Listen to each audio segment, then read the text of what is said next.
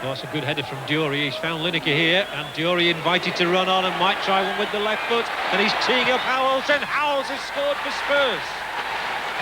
That's First Division finishing for you. Allen. Good ball back for Allen. Just that touch too long for him, but Tottenham are still here with Stewart, and the ball over the top. Lineker's in, and that's typical Lineker. A goal out of absolutely nothing.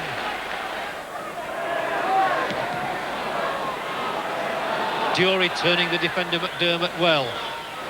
Dury goes on and on again. Lineker, Dury, and that's 3. And that's splendid reward for Gordon Dury. Looks like the back post is the likeliest target for Simon Mills. That's where there's a pack of players. And it's gone towards the head of Robin van der Laan, and the Dutchman scores for Vale. Here's Steve Harkness. Rush, flag stayed down, real chance. Has he waited too long? Walters is at the far, driven in, and finished off by Steve McManaman. Marsh with a corner. In towards McManaman's head, and Ian Rush finds the net. Yarling. Ball in, appeals for hands, waved away. They were vehement from the fans, less so by the players. Jeffers, ball in towards with Peter Swan, and Boyle, Martin Boyle, levels it up. There must have been something in the air at Boundary Park, because all 3 goals flew in.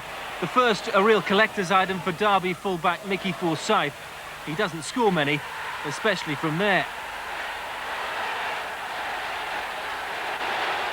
But Oldham, who fired blanks for an hour, won it with 2 bolts from the blue of their own. The first from Roger Palmer just past the hour. And 4 minutes from time, Peter Shilton was helpless again as Graham Sharp volleyed Oldham into the last 16. Tough luck on Derby, who just about deserved a second chance.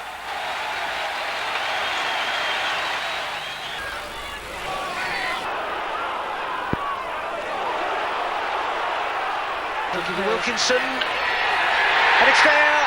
Wilkinson puts Barra ahead. Just when Newcastle looked to have weathered the worst at London Road, 6 minutes from time, up popped Ken Charlery for his 4th in the last 4 games. Peterborough, the only 3rd division side, definitely through to round 4. Marden turning it back to the young substitute, who helps it on to Clarkson. First time cross, Donovan missed it, it's gone in!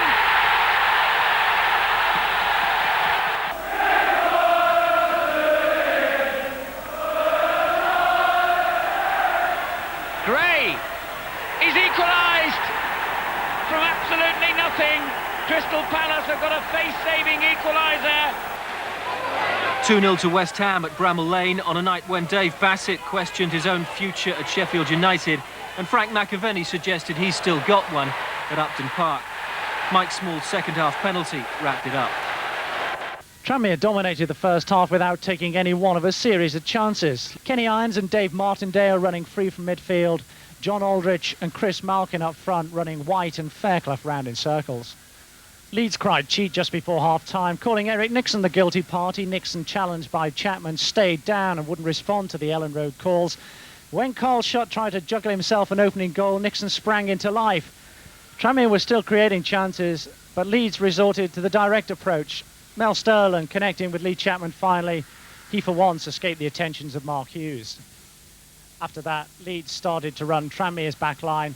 Mel Sterland for once finally getting free, getting space to get forward. He only had to look up to find Chapman for number 2.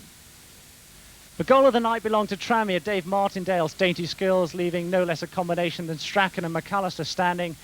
When he got the lucky rebound, he teed up John Aldrich, who took the chance and took his own goal tally to 20. Now here comes Carl Shutt again, twisting and turning on the near touchline. There's really no doubt that he's fouled by Jimmy Harvey. But the referee told him he had to go off to get treatment as his manager reorganised. Gordon Strachan merely told him to get up and get on with it. And that's exactly what he did eventually. Clean through, beating Eric Nixon on his near post. Leeds 3, Tramiere Rovers 1. Corner kick towards the near post. It's very much the modern style. Teams are becoming very good at defending against that sort of spot kick. But here's an opportunity from the curling cross from Wilson. Dennis Bailey a little disappointed. It's been a pretty miserable night for the spectators one way and another. Steve Redmond is forward. Oh, it's Peacock. That's as much of an alarm as Jan Steeskel has had off the boot of his teammate. Bardsley looking back to his goalkeeper rather dangerously because Kuhn was there. Kuhn actually got to it first.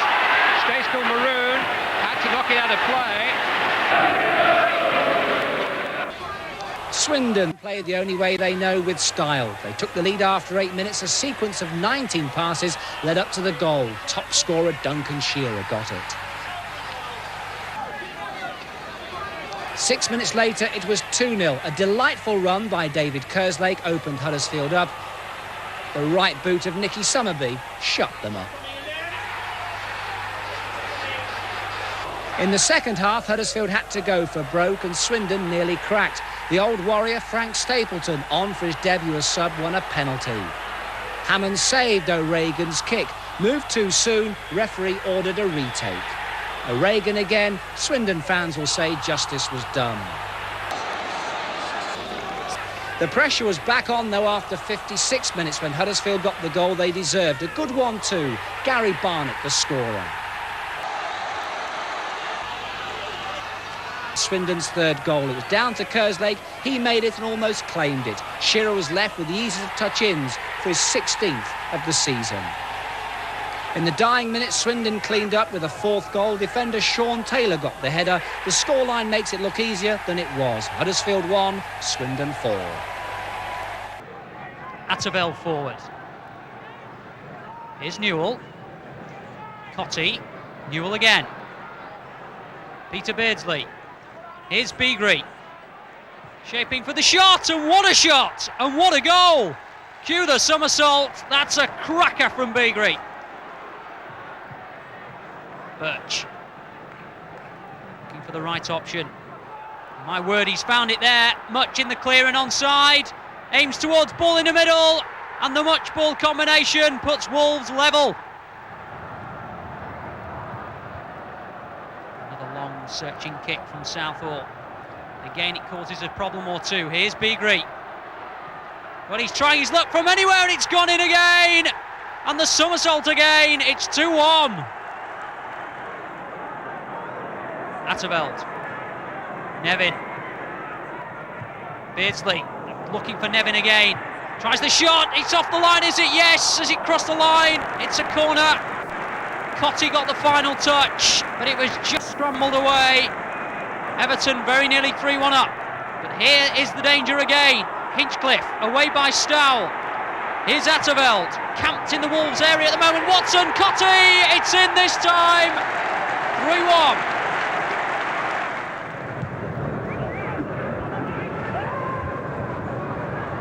Beagrie. It breaks for him. A trick hunting maybe. Instead it's for Beardsley. Still Beardsley. It's all over now.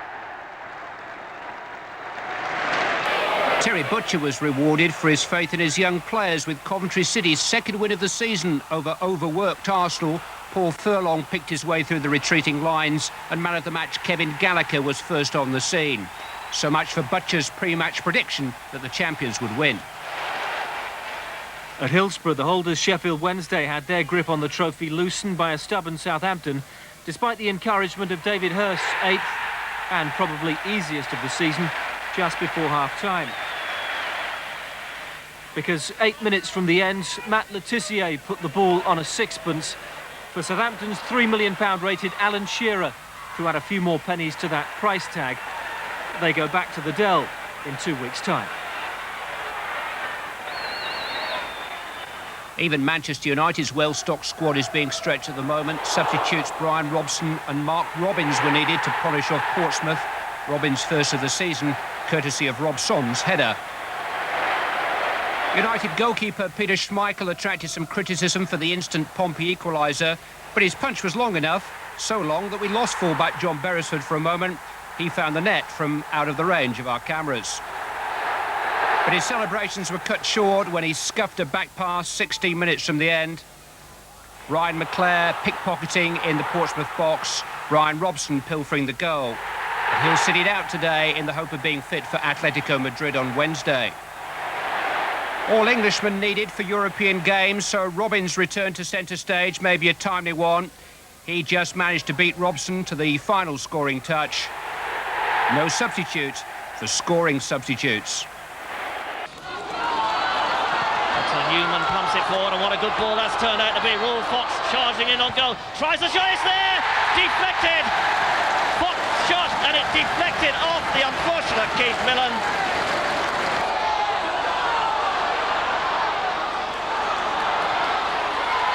Fleck, he can sew it up here, he's gone round the keeper, and Fleck scores.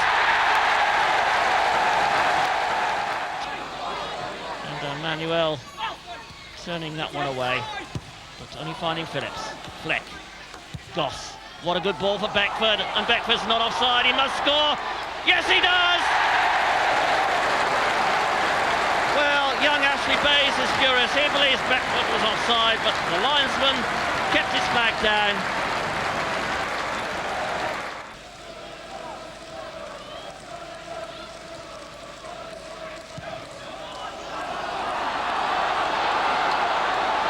Dale Gordon sliding it across for Fleck. Fleck with a dummy, Beckford with a shot, and he's buried it.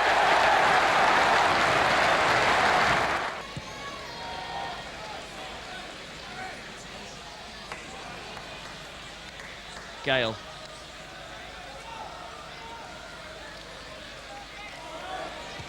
Oh, and there's one pullback. Billy Manuel in stoppage time. Forest's annual League Cup run gathered pace at Bristol Rovers' expense.